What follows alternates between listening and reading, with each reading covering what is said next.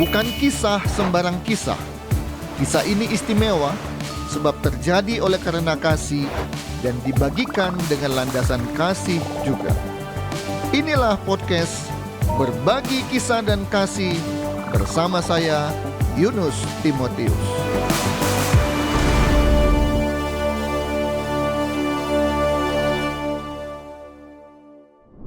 Selamat bertemu di podcast saya, Berbagi Kisah dan Kasih bersama Yunus Timotius.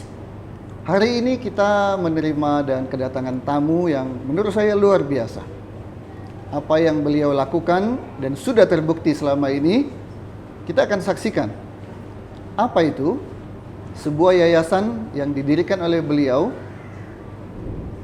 yang mendirikan sekolah dari tingkat paling bawah sampai tingkat paling atas. Sekolah ini bernama Mahanaim. Pendirinya adalah beliau dalam sebuah yayasan dan saat ini beliau sebagai ketua badan pembina. Apa itu Mahanaim? Mari kita saksikan supaya kita bisa lebih jelas, lebih tahu dan lebih paham tentang yayasan dan sekolah ini.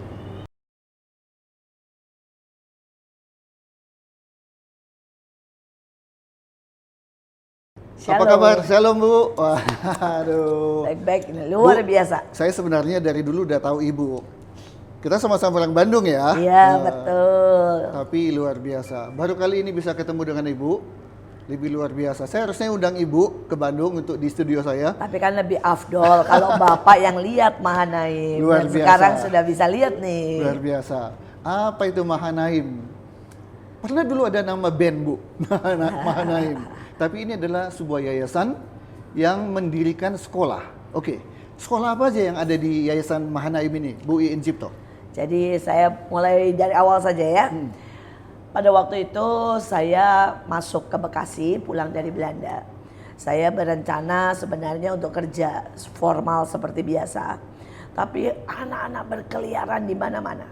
Terutama karena hari itu adalah masanya Krismon. Dan mereka ternyata tidak bersekolah. 97 dia? Iya, mereka ternyata tidak bersekolah. Umur 5 tahun, 12 tahun, ternyata tidak bisa baca nulis. Dan hari itulah hati saya merasa untuk inilah Tuhan datang. Dan Tuhan rindu untuk kasih Kristus turun kepada mereka. Jadi Ibu Tuhan izinkan menyaksikan sesuatu yang tidak enak. Dan Tuhan bilang, ini pelayananmu. Begitu ya Bu ya? Kurang lebih seperti itu. Kemudian apa yang terpikir oleh Ibu Iin Cipto sehingga akhirnya saya harus bikin sekolah? Sebenarnya kita dan saya tidak mulai dengan sekolah. Oh. Saya mulai dengan membuka rumah saya. Saya tulis di depan rumah saya, kalau ada yang nggak makan atau sudah berdari nggak makan, boleh ketok. Maka boleh makan di sini. Ternyata yang datang sangat banyak. Ya pastilah Bu. Saya pikir ya yang datang 1 atau 2, ternyata yang datang sekali 30. Dan kemudian disitulah saya memulai dengan rumah singgah. Jadi saya memberi mereka makan dan itu pun segala sesuatu buatan saya. Artinya begini, saya pergi ke pasar, saya pergi ke supermarket dan saya meminta semua barang reject atau hampir kedaluarsa. Dan kemudian saya kreasi. Kebetulan kenapa saya biasa seperti itu, ibu saya dulu catering. Dan ibu saya pun kalau semua dari barang yang baru itu menjadi sangat mahal. Jadi ibu saya pun memakai trik itu buat catering. Ya, dan kemudian itu saya lebih ekstrim lagi. Saya terapkan, misalnya saya bikin bubur Manado ala Bu Iin. Campurannya antara beras, kemudian mie instan yang hancur, kemudian dengan cakar ayam yang dibuang. Ya. Jadi semuanya itu tanda petik dari barang-barang yang sudah tidak terpakai. Iya. Saya nggak bilang barang sisa ya. Bukan. Barang yang Iya. sudah tidak terpakai. Iya. Salah satu misalnya kalau kita ke pasar kan kita lihat kelapa santannya diperes ya. Kan masih ada ampasnya tuh. Iya. Itu saya ambil. Saya minta, Bu boleh ambil. Oh boleh aja, Bu mau ambil berapa aja. Nah itu kemudian saya jadiin, saya goreng, saya jadiin makanan. Bisa ya? Bisa. Jadi awalnya adalah di situ. Dari situ. Ada anak-anak yang katakanlah mungkin kurang terurus. Kemudian ibu bikin sebuah tempat rumah ibu ayo yang butuh makan silakan gratis. Iya, betul. Dan caranya adalah seperti Ibu jelaskan tadi. Iya. Bu, terpikir oleh saya, memang gampang Bu minta kepada semua pihak. Kamu nggak pakai lagi, saya ambil. Gampang. Nah, itu yang saya ajaib. Hari itu Tuhan berikan ide seperti itu, dan saya setiap kali sebelum saya minta, saya berdiri di depan ya apa itu mall atau di depan pasar, saya doa. Tuhan berikan kemurahan.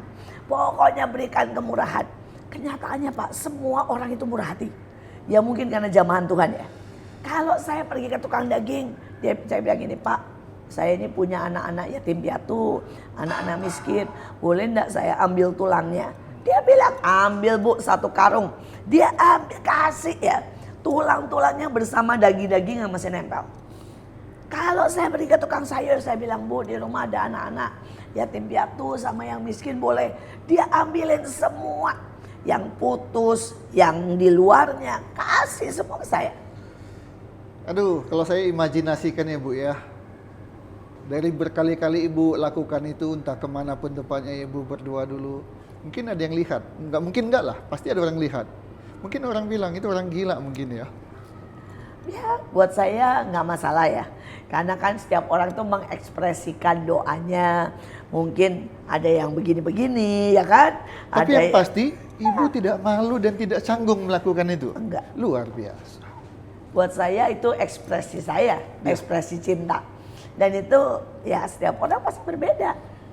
Apapun kita lakukan, ada yang bilang bagus, ada yang bilang enggak, Ibu. Betul. Jadi kenapa kita tidak pusing? bisa menyenangkan semua Semua orang. Kenapa kita pusing? Bahkan Tuhan Yesus aja dibilang ya kerasukan setan.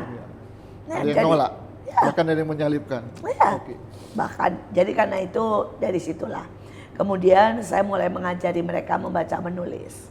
Dan itu sebuah cerita yang seru, terutama justru ibu-ibunya. Ibu-ibunya juga ternyata banyak yang buta huruf. Dan kalau mereka megang pensil itu kayak megang ulekan. Jadi pilihannya 2. Kalau enggak pensilnya yang patah, kertasnya yang bolong. Karena Semangat ibu-ibunya. Ya. Tapi dari situ kemudian saya ketemu dengan seseorang dan orang ini berkata, Bu, biar bagaimanapun kita butuh anak-anak ini punya ijazah. Kalau anak-anak ini tidak punya ijazah, nanti akan sulit di masa depan mereka. harus ada legal formalnya lah ya. Betul. Akhirnya saya mulai dengan ujian persamaan. Kan ada paket A, paket B, paket C. Tapi setelah itu banyak sekali sukarelawan yang mau menolong. Setiap kali saya bersaksi ada orang yang mendaftarkan diri. Dan mereka orang-orang hebat. Ada yang insinyur, ada yang pensiunan, ada yang berkata, Bu, saya ini udah 10 tahun jadi guru. Sudah waktunya lah. Saya lepas dan saya sekarang melayani. Itu awal ketika mau bikin sekolah? Iya. Dan ujungnya saya bikin sekolah dan total sudah berdiri 25 tahun. Waktu awal berdiri, apa yang Ibu dirikan duluan? Saya sewa ruko. Itu cerita yang lucu lah. Saya bilang sama Tuhan, saya nggak punya uang. Jadi kalau sampai ini tuh rukunya mau, nah itu berarti tandanya engkau. Jadi ada ruko baru sama sekali. Harganya sewanya setahun 50 juta. Tahun 90? Itu tahun 95. 95. Iya. Nah terus kemudian saya berpikir, saya sengaja, saya bilang begini, kalau saya tawar 2 ruko, 2 tahun 25 juta. Kan seharusnya nggak mungkin ya. Ini 1 ruko 50 juta, 1 tahun. Nggak masuk logika ya? Nggak masuk logika. Kalau 2 ruko, saya tawar 2 tahun dan 25 juta. Kan nggak mungkin ya. Jadi saya bilang begini, saya sengaja. Karena sebenarnya saya juga deg-degan. Ini nanti kalau saya mulai, terus seterusnya bagaimana? Memulai itu gampang, memelihara itu susah. Jadi saya bilang gini, aduh enggak lah, kalau enggak ada tanda ajaib, saya tidak akan melakukannya. Tanda ajaib? Betul. Jadi saya bilang, Tuhan please kasih saya tanda ajaib. Dengan engkau berkata, ya memang ini engkau yang mau dan engkau yang menjamin. Jadi, apa tanda yang Ibu dapatkan waktu itu? Saya bilang sama dia, salah satunya ya, kalau boleh saya mau 2 ruko, 2 tahun 25 juta. Dan saya bilang saya kasih kartu nama, saya pulang. Kalau boleh, boleh telepon. Kalau enggak, ya sudah. Terus saya minta lagi tanda. Saya bilang ini, saya minta minimal ada 4 orang mimpi tentang sekolah. Dan itu orang yang tidak tahu menau. Orang yang tidak pernah dengar saya bicara tentang sekolah. Yang ajaibnya ada orang tiba-tiba ketemu saya bilang, Bu saya mimpi, Ibu punya sekolah. Bu saya mimpi, ada sekolah. Dan itu 3 tingkat dan sebagainya. Semuanya tentang sekolah. Terakhir dari ruko telepon. Bu saya tidak tahu kenapa. Tapi saya butuh duit. Dan saya selalu kebayang-bayang muka Ibu. Sudahlah saya anggap pelaris. Saya kasih 2 tahun 25 juta. Luar biasa. Tapi dia bilang, tapi sesudahnya enggak bisa ya. Enggak apa-apa. Sudah, itulah awal. Oke. Dimulai dengan tanda ajaib. Iya. 2 ya Bu ya. Iya. Ruko yang harganya tidak masuk akal ternyata bisa. Bisa. Juga yang kedua susah juga Bu, walaupun ya masuk akal tapi menurut saya gak susah. 4 orang hanya lewat mimpi dengan ide yang sama, Ya. susah itu menurut saya. Dan harus bicara sama saya. Tapi itu pun kenyataan, terjadi. Terjadi. Jadi apalagi ya, gak ada alasan kan untuk tidak memulai kan? Saya masih minta tanda lagi, Oh. tapi tandanya lain, karena kebutuhan. Saya bilang gini, Tuhan kamu tahu saya ini gak bisa ngajar. Saya juga bukan orang yang telaten. Saya juga bukan orang yang spesial di pendidikan. Karena saya kan latar belakangnya arsitek. Jadi bukan khusus pendidikan anak. Iya. Ya walaupun saya sempat sekolah, pasti kita semuanya. Dan saya bilang kirimkan guru-guru. Dan itu ajaib sekali. Seperti yang tadi saya cerita. Ada kepala sekolah dari Gandhi School. Sekolah terbaik internasional. Datang dan berkata, Bu, saya ini benar-benar ingin melayani. Karena saya sudah akan masuk masa pensiun. Dan saya menguasai semua kurikulum. Tolong Bu kasih saya pelayanan. Bagaimana mungkin? Ada seorang suami istri. Dan dia datang ke tempat saya dan berkata, Bu saya dapat visi. Nah ini salah satu yang mimpi. Tentang sekolah. Sekolah yang banyak sekali menampung anak-anak miskin. Dan Tuhan jelas bilang, Ibu yang akan memulai. Dan saya bilang, tapi saya nggak tahu apa-apa tentang kurikulum, tentang sekolah. Kami guru. Dan kami akan bergabung di sana. Dan mulailah. Jadi kalau Tuhan yang suruh, Tuhan pasti persiapkan segala sesuatunya. Betul. Bahkan yang sulit bagi kita itu Tuhan bikin jadi mudah. Yang hampir-hampir pun mustahil, itu yang terjadi. Betul. Oke, luar biasa. Lantas apa yang selanjutnya Ibu lakukan? Kan sekolah mau berdiri, tempat sudah ada, guru-guru bahkan kepala sekolah ada. Datang sendiri. Nah, terus? Saya umumkan ke anak-anak yang miskin ini. Siapa yang mau sekolah? Sekolahlah mereka semua. Ya itulah awal. Dan kemudian dengan tanpa seragam, ada yang tidak pakai kaos kaki, tidak pakai sepatu.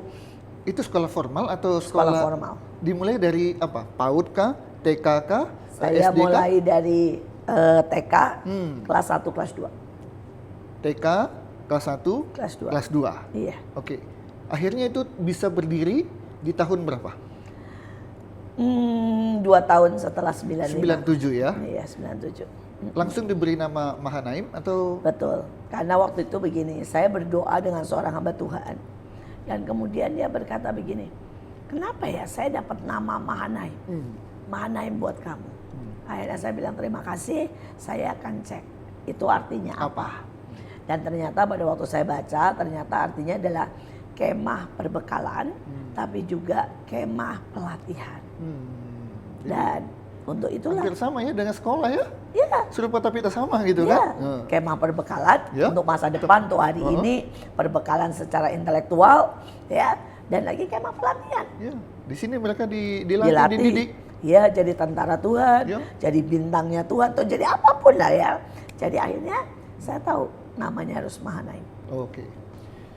Mulailah berdiri 97, tadi ada TK, kemudian kelas 1 dan kelas 2. Selanjutnya, iya.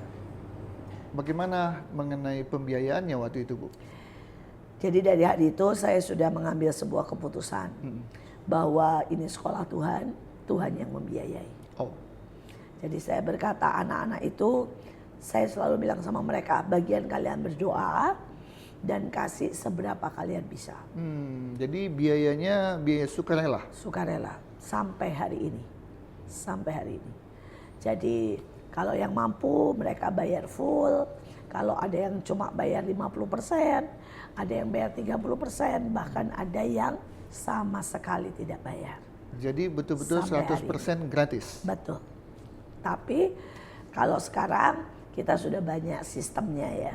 Jadi salah satunya kalau ada surat miskin, maka kita akan langsung bawa ke pemerintah dan kita dapat dari pemerintah. Yang namanya dana BOS. Iya.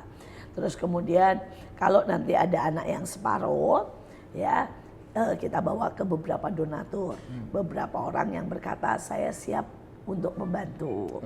Ya kalau sekarang sudah lebih teratur lah dalam banyak hal. Dan tapi tetap sekolah ini butuh banyak sekali subsidi, butuh banyak berkat, butuh banyak keajaiban. Dan sampai hari ini sekolah ini berjalan sudah 25 tahun, ya. Dan saya cuma bisa melihat tangan Tuhan. Kasih Tuhan yang luar biasa. Kasih Tuhan yang luar biasa. Ada satu kesaksian yang saya mau ceritakan, betapa ajaib, dahsyat dan luar biasa.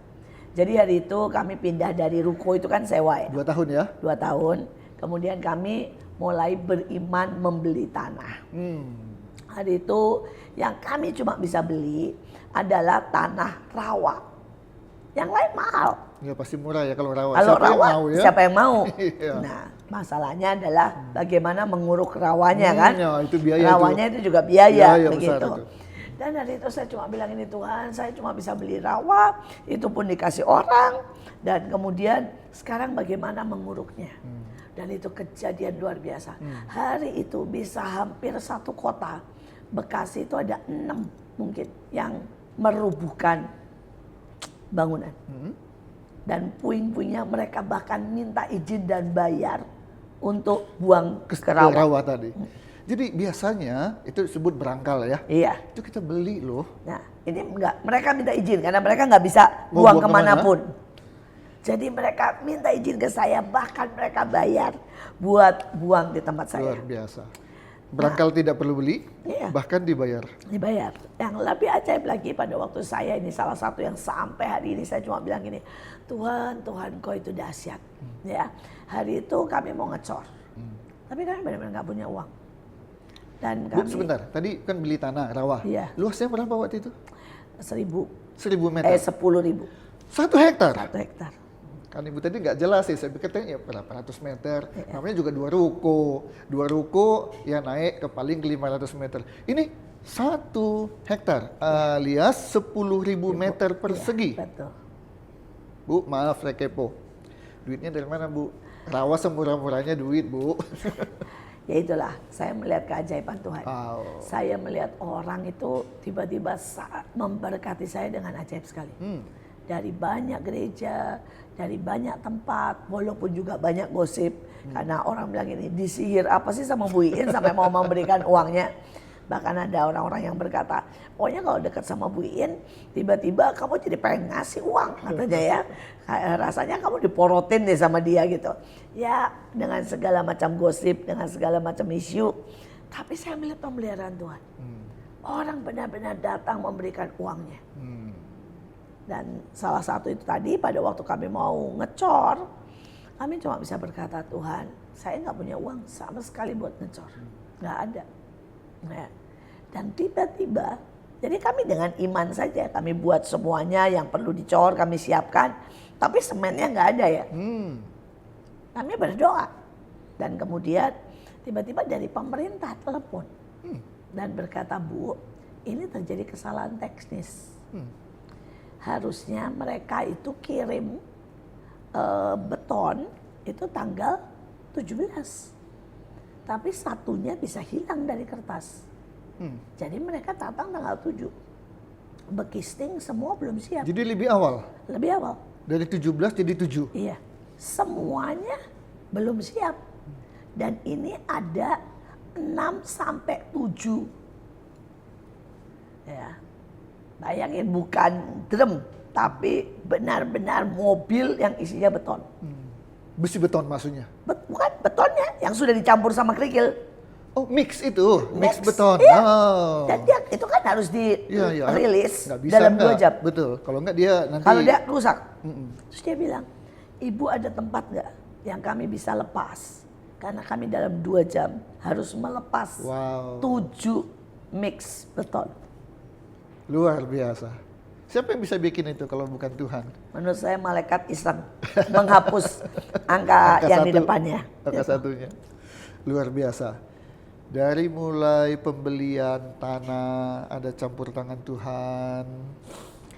Pengurukan, ada campur tangan Tuhan. Mau mulai membangun fondasi cor, ada campur tangan Tuhan. Luar biasa. Terus selanjutnya kan nggak cor doang kan, itu harus naik ya. Semua ada cerita. Kalau cerita kita bisa berjam-jam. Sehari semalam ya. Iya, karena benar-benar semua ada cerita. Jadi seperti Ubin, ya tiba-tiba ada orang yang telepon dan berkata, Bu, pabrik kami tutup. Jadi semua Ubin kami kirim. Terus dan itu jadilah Ubin kami warna-warni, tapi semuanya oke lah. Kemudian yang ajaib lagi adalah pintu. Pintu tuh simple tapi mahal. Itu teman saya, dia pesan hotel, pintu buat hotelnya. Tidak tahu bagaimana anak buahnya bisa kelebihan 500 daun pintu. Jadi yang dipesan oleh mereka Kelebihan terlalu banyak. terlalu banyak. Sampai 500. Sampai 500. Kan nggak masuk akal ya Bu ya. Salah ngitungnya di mana? Tapi memang dia pesan buat hotel ya. Tapi bisa kelebihan 500. Akhirnya dia bilang, udah buat kamu aja lah ini. Wow. Dan kelasnya adalah kelas pintu untuk hotel. Iya, betul. Dipakai untuk sekolah. Nah, itu, iya. Luar biasa. Itulah cerita kami. Wah, pokoknya ada begitu banyak keajaiban sampai saya berkata setiap titik ada nafas Tuhan, ada kasih Tuhan, ada berkat Tuhan, ada keajaiban Tuhan. Ya, karena kalau tadi kita sudah saksikan kan klip ya videonya bagaimana bangunan yang ada di Mahanaim. Saya juga ketika tadi pertama belum masuk Bu komplek. Dari jauh udah saya lihat kiri dan kanan ya. Enggak 1-2 lantai gitu ya. Nah, jadi memang ya itu bukan bangunan yang ecek-ecek ya. Tapi bangunan yang memang bagus dan kemudian jelas membutuhkan dana yang tidak kecil. Betul. Yang besar. Tapi memang Tuhan kita kan Tuhan yang besar. Besar. Amin. Maka bagi Tuhan tidak ada yang mustahil, tidak ada yang sulit. Oke. Jadi dimulai tadi dengan tanah 1 hektar, Ibu bangun berapa luas bangunannya waktu itu Bu? Kalau itu sih bertahap ya Pak. Iya, Saya makanya. lupa Pak. Okay. Karena satu bangunan 2 tahun, satu bangunan lagi 2 tahun, ya pokoknya kalau itu perjalanan bertahap panjang. Ya? Okay. Bertahap. Jadi waktu itu kan dimulai dari TK dan kelas 1 kelas 2. Iya. Setelah tanah 1 hektar ini dibangun bertahap, mungkin Ada SD itu sudah mulai betul, full ya? full. SD. Kemudian ada SMP, SMA, dan sebagainya. Nah sekarang Mahanaim punya TK. Kita punya dari playgroup, Playgroup. kalau sekarang ya. Ya, playgroup. Kalau sekarang playgroup, terus kemudian SD, SMP, TK dulu? Ya TK, Playgroup, TK, SD, SMP, SMA, SMK, dan perguruan sekolah tinggi. Oh, sekolah tinggi. Sekolah tinggi. Sekolah tinggi apa Bu? Teologi dan Pendidikan Kristen. Oh, PAK ya. S1 dan S2. S1 dan pasca sarjana. Iya. Oke. Jadi siswa dulu Bu, dari playgroup sampai ke SMA dan SMK. Berapa jumlah siswa di Pokoknya Mahanaim? total di daerah ini 5.500. 5.500. Tapi sama sampai ke apa itu? Sekolah tinggi. Sekolah tinggi. Oke, 5.000. Di 2 kompleks ya, karena ini 2 kan kompleks. berseberangan ya. Betul. Di Dan jalan sini 1 hektar, depan 1 hektar. beranak jadi 2 hektar Bu. Waktu dengar cerita 1 hektar aja sudah cukup kaget Bu ya. Ibu bilang sekarang sudah 2 hektar. Jantung saya harus siap ini. Ya. 2 hektar berseberangan sekarang. Berlokasi di Jalan Bambu Kuning, Bekasi Timur. Iya, betul. Bekasi Timur. Iya. Walaupun ada yang kadang-kadang karena kita tuh persis di sebelahan, jadi ada yang bilang Bekasi Selatan, Bekasi Timur, karena kita benar-benar pas di sentral. Gitu ya. Karena orang tahu kan ada Bekasi Barat, Bekasi Timur gitu ya. Gitu. Ini Bekasi Timur. Dengan jumlah siswa secara keseluruhan sampai ke sekolah tingginya 5.000. Iya. Bu, tolong klarifikasi saya. Namanya informasi. Iya. Bisa benar, bisa salah ya. Orang bilang entah berapa persen lah, pokoknya 50% lebih sebenarnya siswa-siswi yang bersekolah di Mahanaim itu sebenarnya gratis katanya. Betul. Betul? Betul. Ibu bisa yakinkan orang bahwa itu nggak hanya katanya-katanya. Iya. Jadi 10%, hanya 10% yang bayar full. Bayar full. Sisanya, 90% lagi? 90%-nya lagi 50% bayar sebagian. Sukarela. Sukarela. Oke. 40 bayar Betul-betul benar-benar free. Oke. Tentu orang akan tanya, Ibu Iin gampang lah bikin itu. Kenapa? Dia konglomerat. Saya mau tanya, Ibu konglomerat? Enggak sama Oh, sekali. tidak sama sekali. Pengusaha juga tidak. Hah? Dan kemudian Anda bisa cek rumah saya. Rumah saya cuma 200 meter persegi.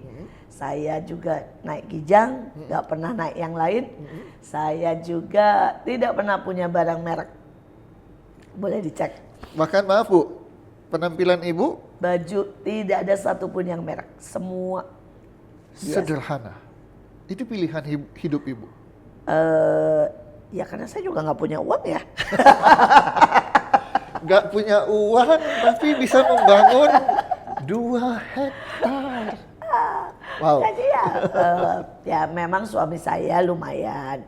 Tapi kami memang sudah berkomitmen bahwa setiap uang itu adalah milik Tuhan. Bu, Jadi kita hanya cuma bendahara. artinya saya mau minta ketegasan bahwa memang bukan karena ibu adalah atau suami konglomerat makanya bisa melakukan ini. Enggak. Bukan kan?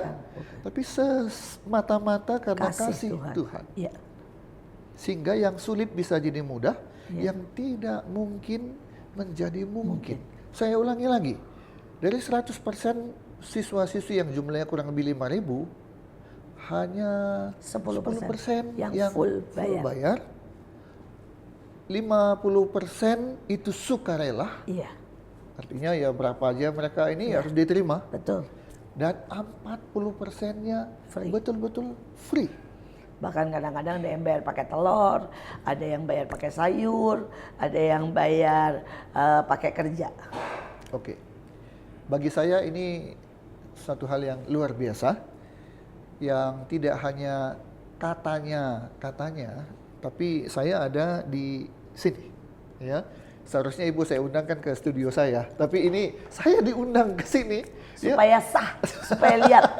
Ya, Dan jadi kalau perlu nanti bisa dengan kamera ya. mewawancara anak-anak. Iya, baik. Nah, Bu, tentu bukan suatu usaha yang mudah. Dari memulai dengan 2 ruko, memulai dengan tanah rawa 1 hektar, membangun setahap demi setahap, sampai hari ini ada 5.000, itu bukan hal yang mudah. Membangun gampang, tapi bagaimana mempertahankan itu tidak mudah. Nah, bisakah Ibu cerita, semoga ini tidak rahasia, gimana sih Ibu Iin dengan seluruh timnya bisa membiayai dari hari ke hari, minggu ke minggu, bulan ke bulan, dan tahun ke tahun? Itu duitnya dari mana?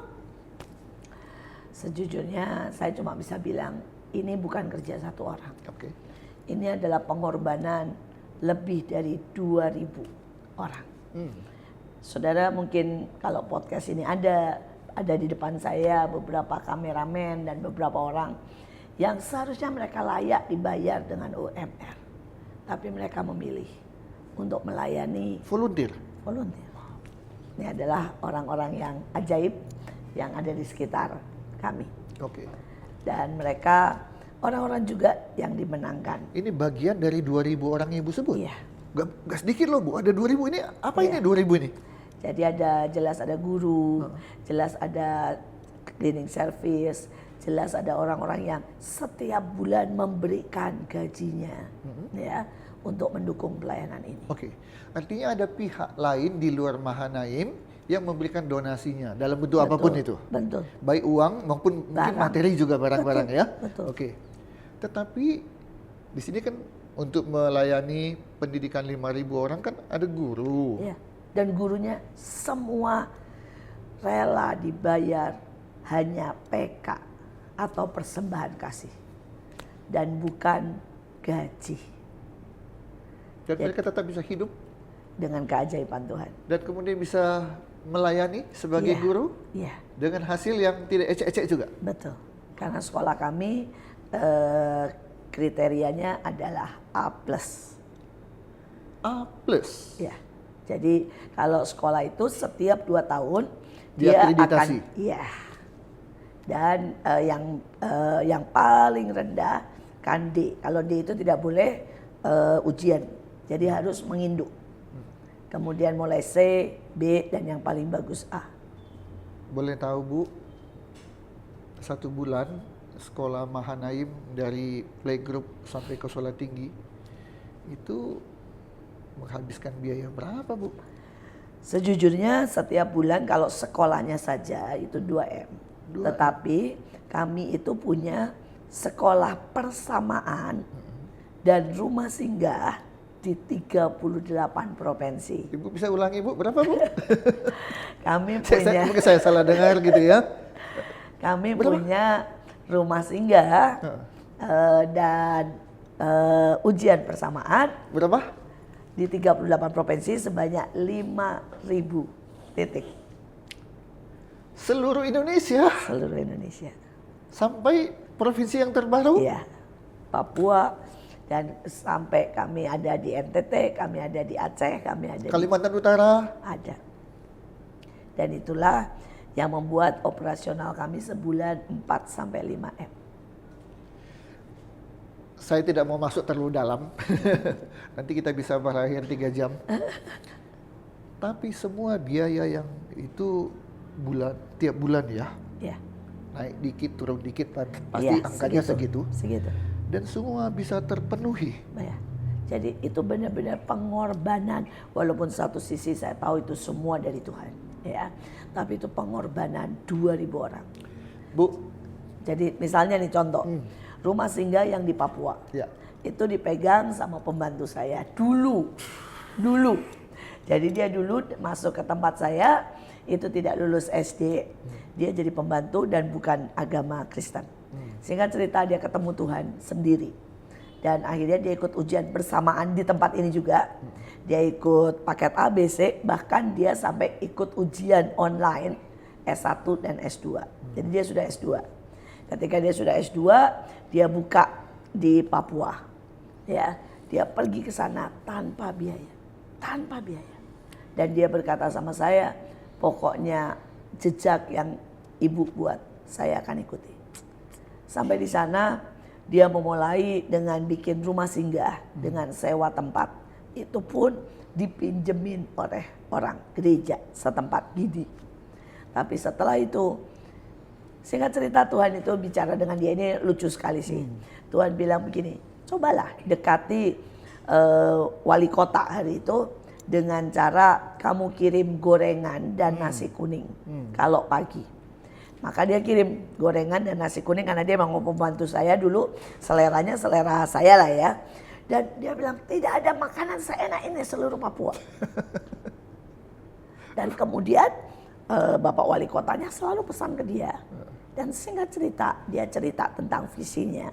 Maka diberikanlah lahan dan dibangunkanlah sekolah oleh Bapak Wali Kota. Dan hari ini beliau menjadi kepala sekolah dari playgroup dan SMP. Di mana lokasinya itu Bu? Enarotali, Papua. Papua Barat, Papua Wah, Tengah, persisnya Papua ya? saya tidak tahu, tapi dia di Enarotali. Oke. Jadi Tuhan itu kadang-kadang menggunakan cara-cara yang kita bilang aneh, unik, Iya. lucu juga kadang-kadang ya. Ya, Tetapi kalau kita taat, kita nurut, ajaib. ajaib Iya. hasilnya. Coba tadi misalnya dia, apaan sih, masa gorengan dia kasih ke wali kota, enggak, tidak akan terjadi. Jadi ketaatan itu penting sekali. Sangat ajaib. Dan itu yang memang terjadi. Iya. Dari sejak berdiri, Sampai dari hari taat ini. sampai ke Iya, taat, sampai ke betul, taat. Dan betul. memang tangan Tuhan bekerja. Betul. Jadi saya bilang, bahkan setiap kali dia bilang begini, Bu jangan kirimin saya uang. Karena kalau ibu kirimin saya uang, saya tidak akan lihat mujizat Tuhan. Ya, kata-kata ibu ini mengingatkan saya pada seorang sarjana psikologi lulusan dari perguruan tinggi di Bandung. Dia pergi ke Papua untuk melayani ibu. Dan kemudian waktu dia kembali ke Bandung, saya undang dan dia bilang begini, di Bandung saya susah menemukan dan melihat dengan mata kepala saya sendiri mujizat. Tapi di Papua katanya, kita jalan kaki, hujan begitu lebatnya, kami kedinginan dan kemudian ada yang berdoa, Tuhan tolong kami berhentikan hujan. Seketika hujan berhenti. Di sini saya melihat mujizat katanya. Jadi persis seperti yang Ibu katakan tadi. Kalau Ibu kirimkan uang kepada kami, kami nggak Lihat mujizat. mendapat mujizat pertolongan Tuhan. Tapi tanpa uang, kami mau nggak mau ngandalkan Lutut. lutut. Betul. Luar biasa. Nah, saya yakin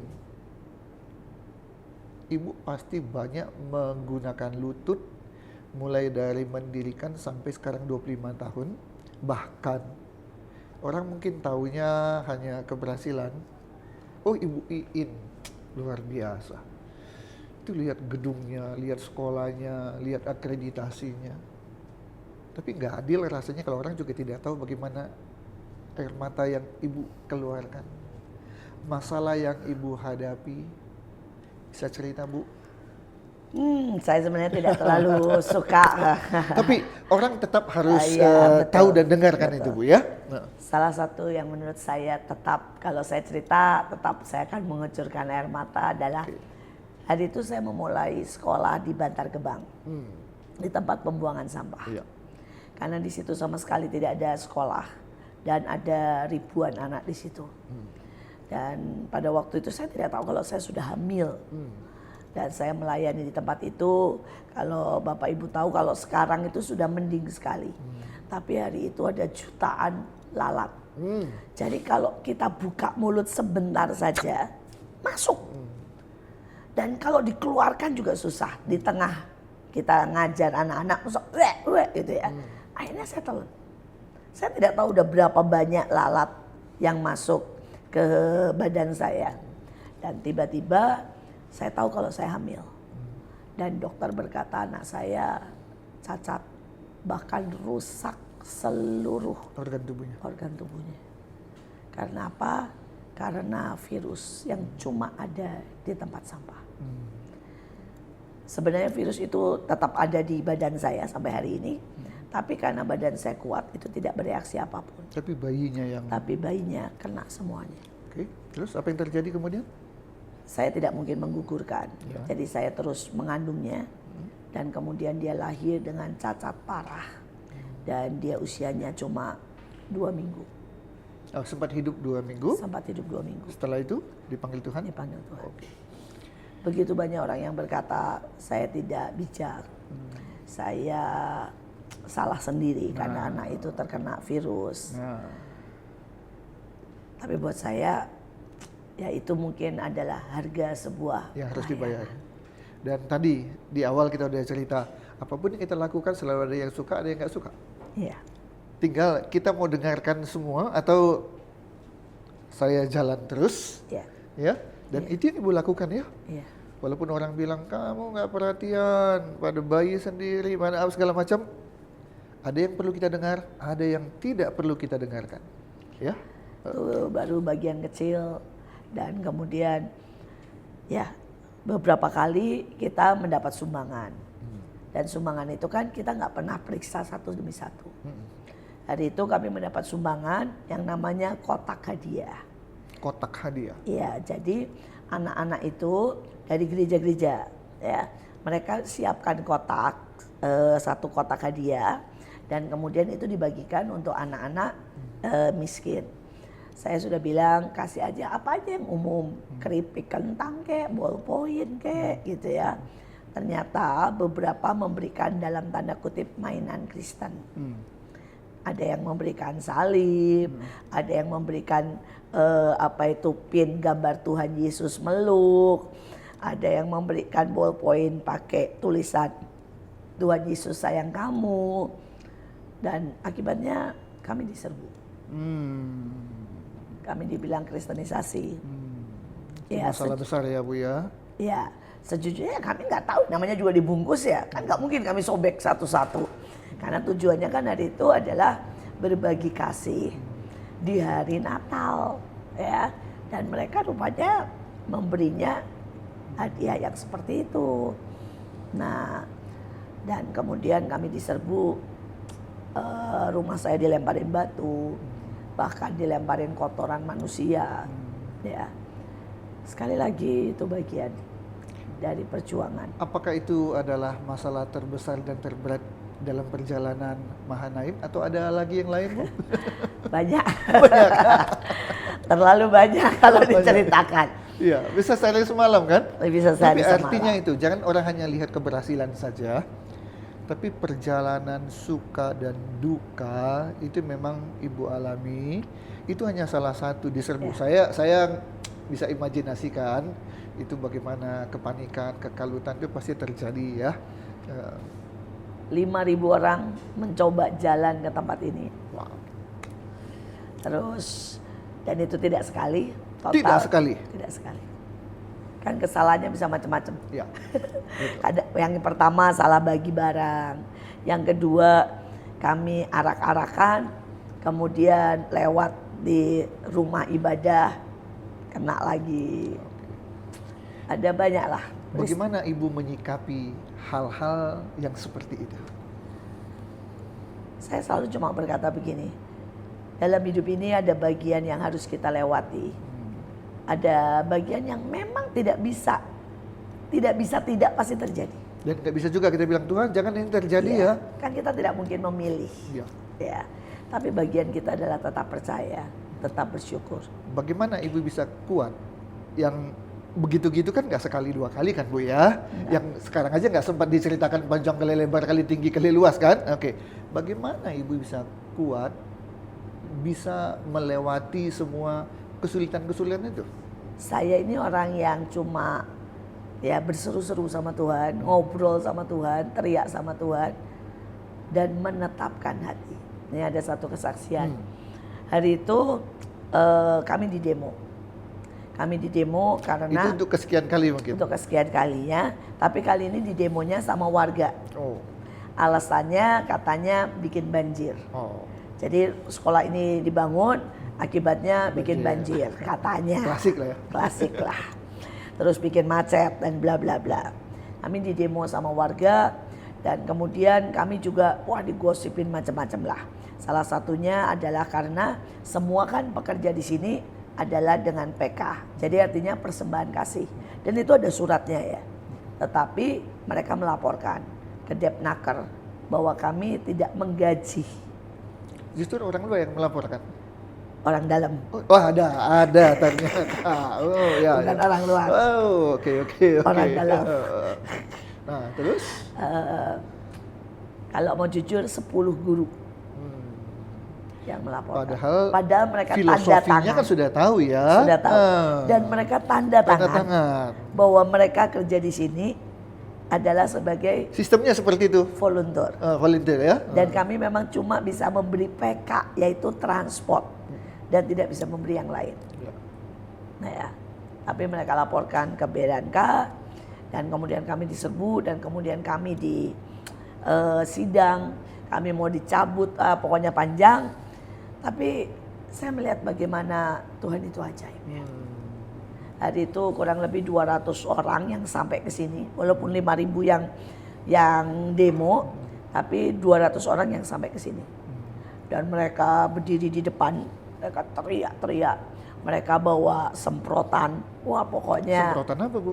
semprotan itu ya, tulisan-tulisan Oh. dihancurkan, apalah tulisan-tulisan gitu, Semacam pilok-pilok. poster-poster gitu ya. Iya, juga mereka bawa pilok. Jadi dinding-dinding, Iya, ya, tembok semua ditulisin.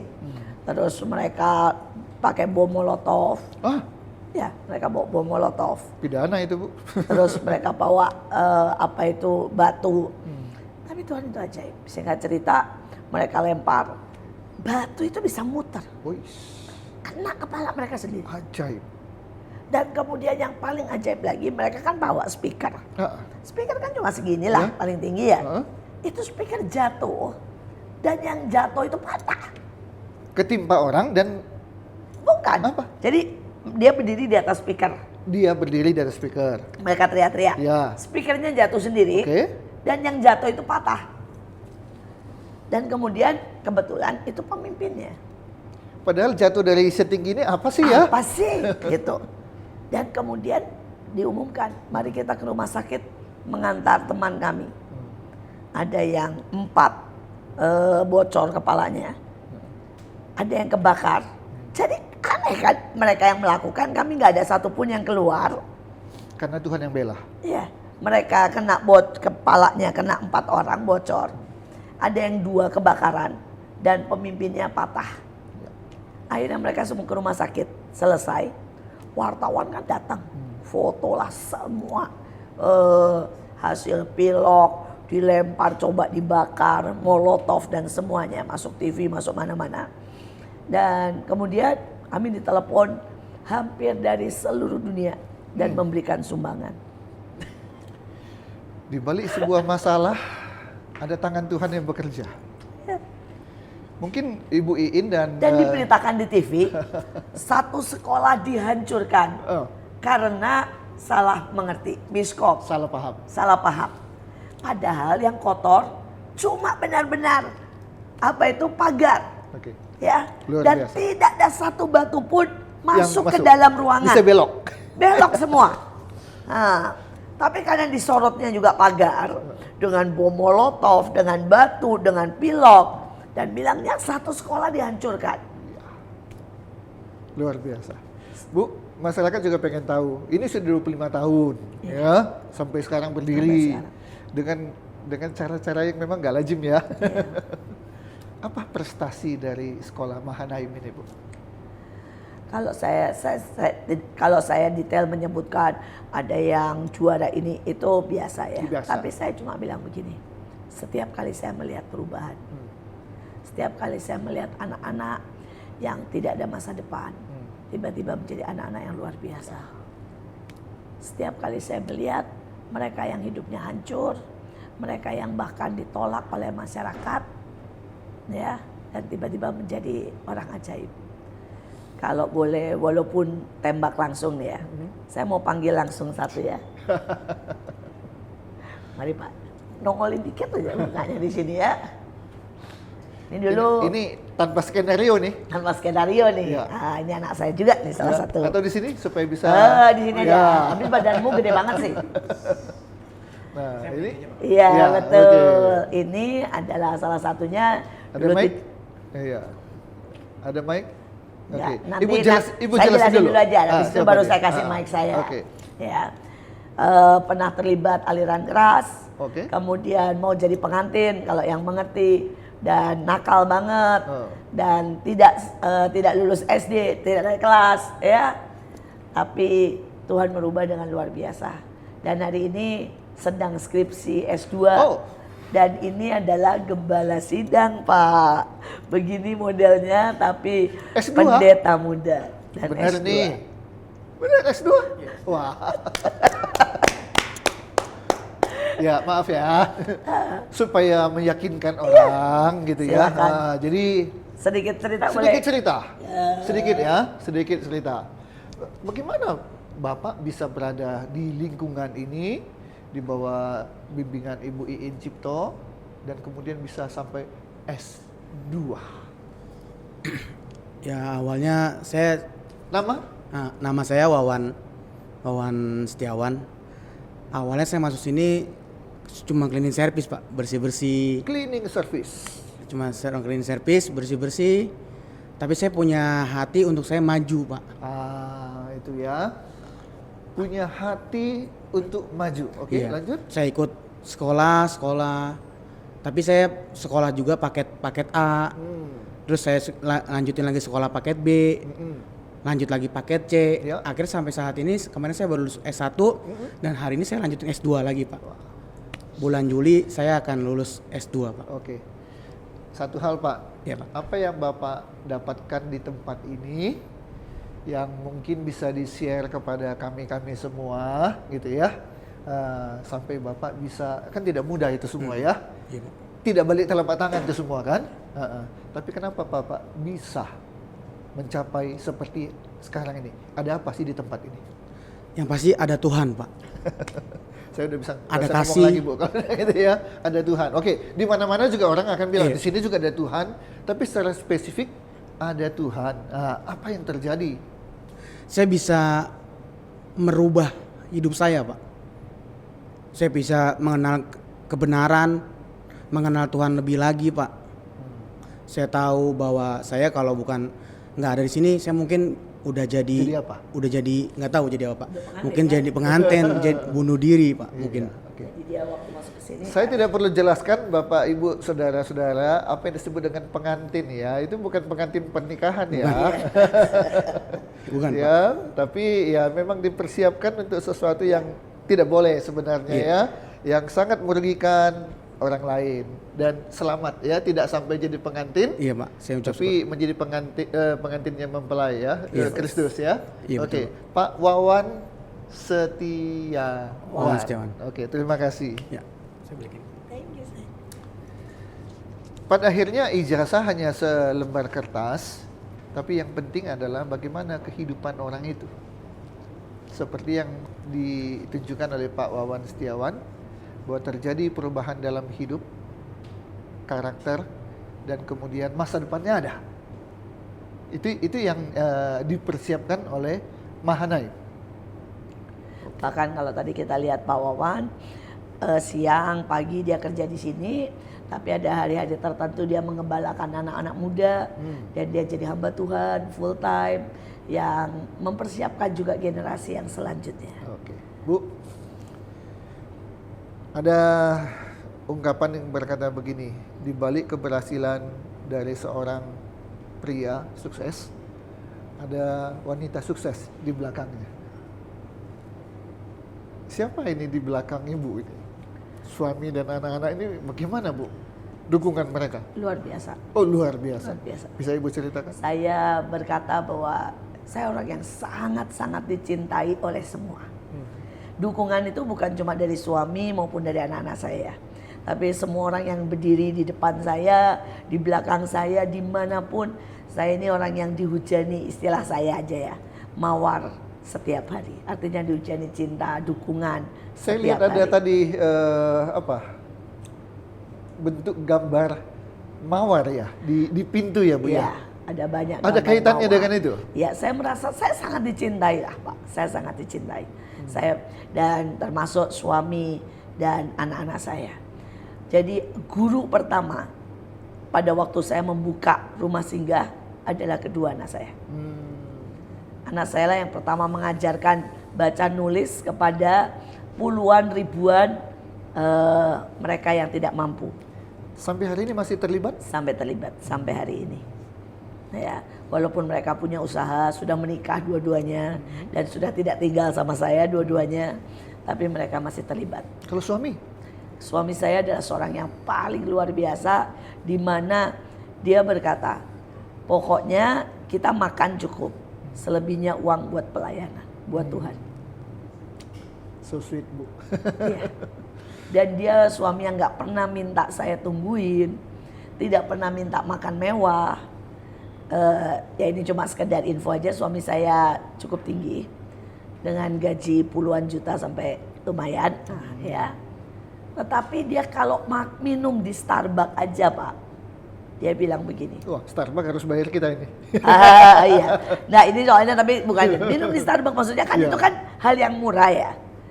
Buat orang yang dalam tanda kutip buat sekaliber atau Nggak semua orang bisa minum di sana lah. ya suami saya kan GM ya, maksudnya dengan gaji puluhan juta itu kan gampang ya. Dia bilang ini, nggak usah, uangnya lebih baik buat kasih makan anak-anak kamu. Maksudnya anak-anak itu bukan anak-anak asli ya, anak-anak angkat. Dia bilang orang kita bisa beli kopi saset dan bikin sendiri kok di rumah. Itu suami saya. Karena punya hati. Iya. Jadi dia juga tidak pernah pakai baju merek, tidak pernah pakai jam mahal, tidak pernah pakai mobil mewah. Karena selalu dia bilang, dia kalau apapun dia selalu ngomong gini, ini bisa buat makan anak-anak. Selalu cuma ngomong begitu.